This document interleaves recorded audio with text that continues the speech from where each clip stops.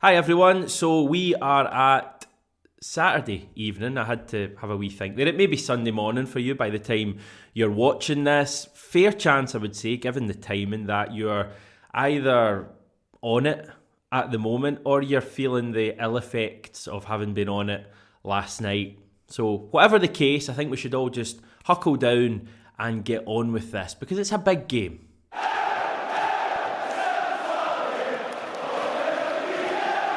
So we will get on to the visit of Robbie Nielsen's side later on in the video. Before that, I wanted to just go through some of the news that's happened over the last couple of days. There's not a great deal of stuff, to be honest, but there's a few bits that you may have missed, but not for much longer because I'm going to tell you now. The first thing I wanted to touch on is that Johnny Kenny has joined Queen's Park on a season-long loan. The club, that's Queen's Park, released a lengthy 24-word statement earlier. Don't know if I'm going to have the time to read this, everyone, but I'll give it a go. Johnny Kenny, 19-year-old forward from Celtic, is signed on a season-long loan. Kenny joins the squad for today's game against Arbroath. Whoa!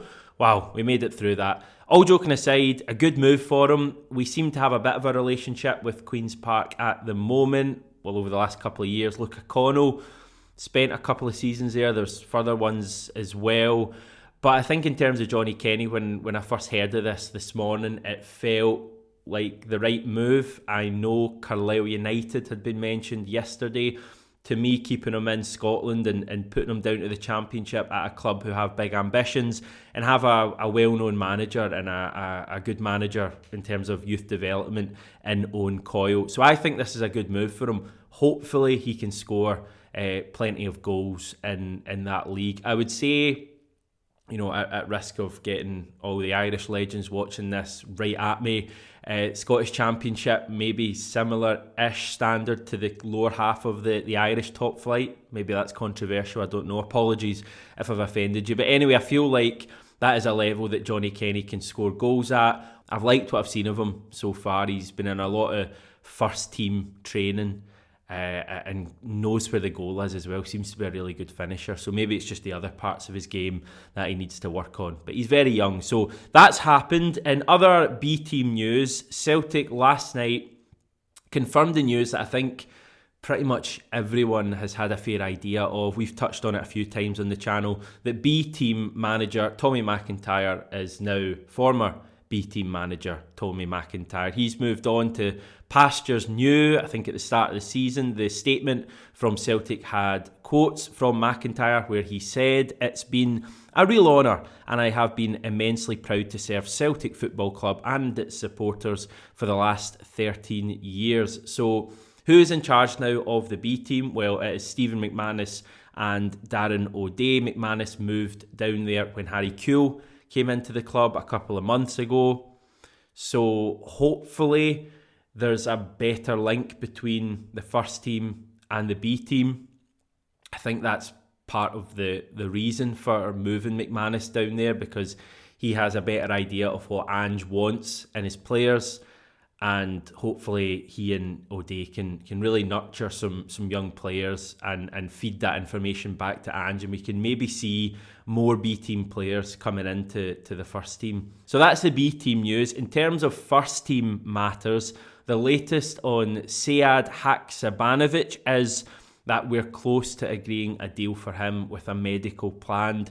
Ange was actually asked about it yesterday in his press conference. He said, "I think we've been linked with a player every time I've done one of these. When and if we announce it, we'll announce it. As I've said all along, we're agile, we're looking for the right person to bring in." So not a great deal to add to that. It seems very much like Haksabanovic is going to be a Celtic player in the coming days, the coming week. And we'll obviously go all in on him when that does indeed happen. A fair bit of chat about another player last night, Hajduk Split's defensive midfielder Yanni Atanasov, but friend of the show, an all-round good guy, and most importantly, a very good source of Celtic transfer news. Mark Hendry says there's nothing in the pipeline with regards to that at the moment. Now, just before we move on to tomorrow's game, we did have a pretty special video going out on the channel yesterday. It came from a club called, and listen to this Aussies, Nunawading City, because I was getting pelters for that last week, in Melbourne. And basically the club is one of the few clubs to have a real impact provided by Ange back about 15 years or so ago, maybe just less than that.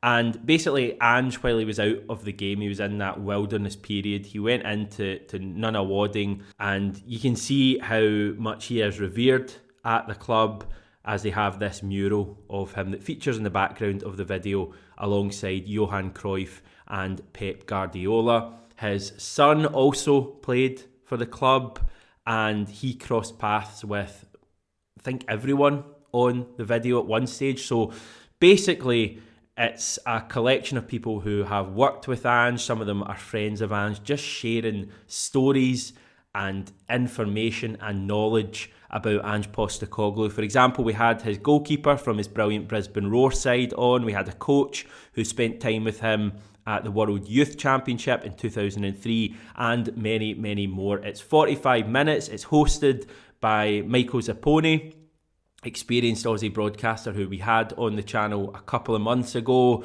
and it's multi-camera, which is new for us, and it was handled completely by a team in Australia. The only thing that we did was the editing job. So it's well worth a watch if you're stuck and you want to fill 45 minutes ahead of the game against Hearts. I would honestly urge you to give it a go. You won't regret it. In terms of tomorrow, when we do face Hearts at Celtic Park, a big opportunity has arisen for Celtic. Given the result earlier today at Easter Road, Rangers dropped points. This is all of Saturday's results just there. Obviously, the one at the top is the one that concerns us the most. And this is what the league table looks like right now. So an opportunity for us to go 2 clear of Rangers tomorrow if we can beat Hearts. Also, Hearts have started the league season pretty well, so we can go 5 ahead of them with victory. Derby coming up at Celtic Park soon too. So this is a big opportunity that has arisen for the team, is that if we can keep winning, beat Hearts tomorrow, win at Tannadice, and beat Rangers, we're going to be a minimum of 5 points clear. Just finally on the whole Rangers thing, seen plenty of chat about the 2 players that they had sent off. Hilariously, Lundstrom and Morelos, that they will miss the derby at Celtic Park.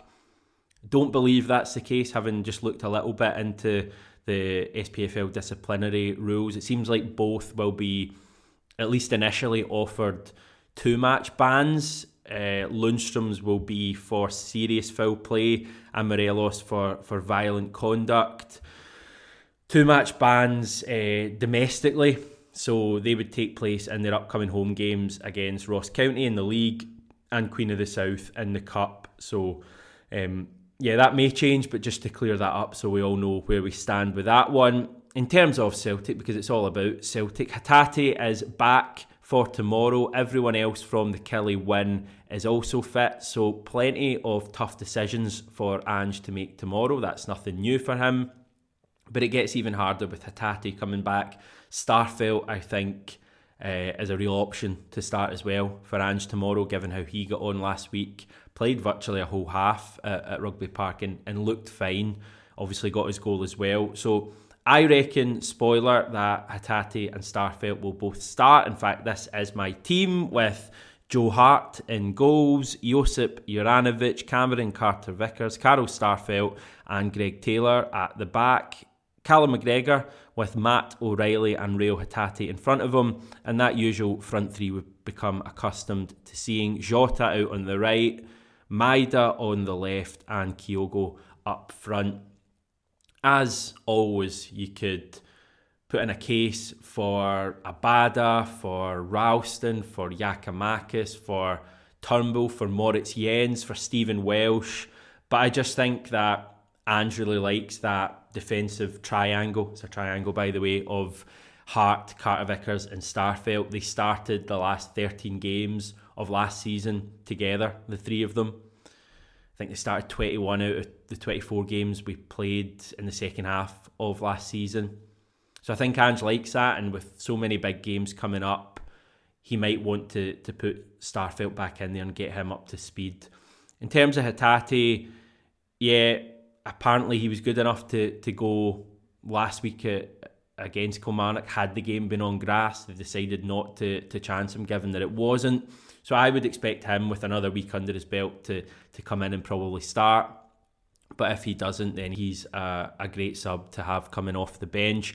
In terms of Hearts injury news, Craig Halkett did tweak his hamstring in their 2-1 loss against Zurich on Thursday night. Does seem like that second leg at Tynecastle next week will be on Nielsen's mind to an extent. Will he rest players? I'm not so sure, given that it's all the way in Thursday.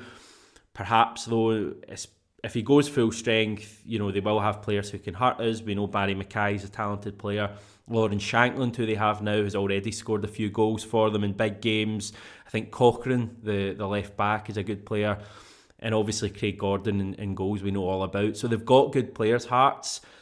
I just think it's all about us, and I just think this Celtic team is just enjoying their football so much at the moment. It's almost as if the matches at the end of the week are the reward that they get after a week of hard work and training. It's almost like just go out and enjoy yourself and express yourself, and I think we'll see more of that tomorrow. If you're asking me exactly how it will go, I think we might see a similar game to the one we had against Hearts in the run-in at Celtic Park. I'm not saying they're going to score after 2 minutes or whatever it was. Wouldn't be surprised to see them score, but I just think we'll have, too much quality, too many players playing at the top of their game in an attacking sense for them to deal with. My prediction would probably be Celtic 3, Hearts 1, if you're asking me, which I know you're not, but I'm giving you anyway. I want to see Matt O'Reilly really at it tomorrow. Now, he's not been bad in recent weeks. He's been fine, but I just think there's more to come from him, and I really want to see him scoring goals, setting up goals tomorrow. So that's my big prediction, actually, is Matt O'Reilly's going to have a stormer tomorrow. Hopefully that's the case. So yeah, should be a good game. I'm looking forward to, games against Hearts are always good. Should be a big crowd in at Celtic Park, and everyone should be in a very good mood given how things have gone over the last week or so since the victory over Kilmarnock. I hope you enjoy the game. If you're going, if you're at home, equally, I hope you enjoy it. I'm sure you will. We will have the reaction for you shortly after full time with all of the big talking points covered. Speak to you then.